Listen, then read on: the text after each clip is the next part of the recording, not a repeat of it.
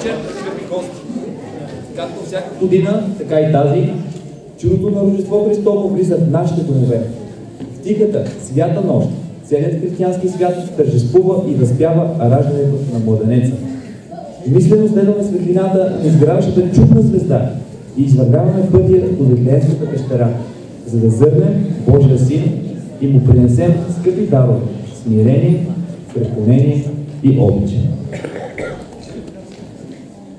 Свято Господи, прости ми, моля ти се в душа, сум и разум дари ми, да не мога да греша.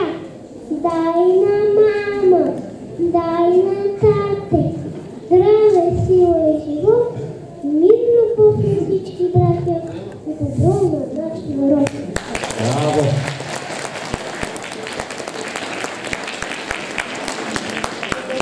Ансамбъл Бистрица с ръководител Дина Колева ще открехне завеста на времето, за да надникне в живота на дедите ни.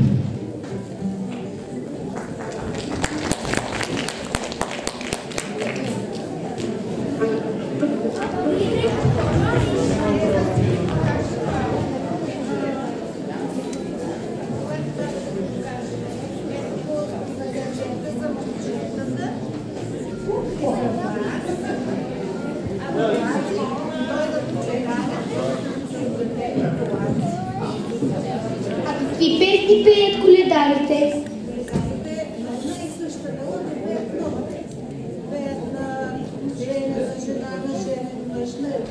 На мома, на момиченце, на детенци, по-маничко, на професии, даже на кмет. И на кмета има песен, за всеки човек има песен, за овчара, за всички хора. А като дойдат коледарите на теб, каква песен ще ти изпеят? Има песни за баби, които имат внучки, като мен.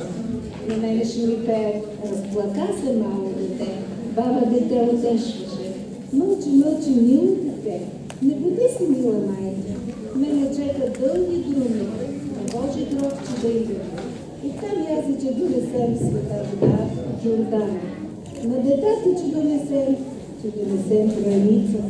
На баща ти сървен пояс, на майка ти златни грили.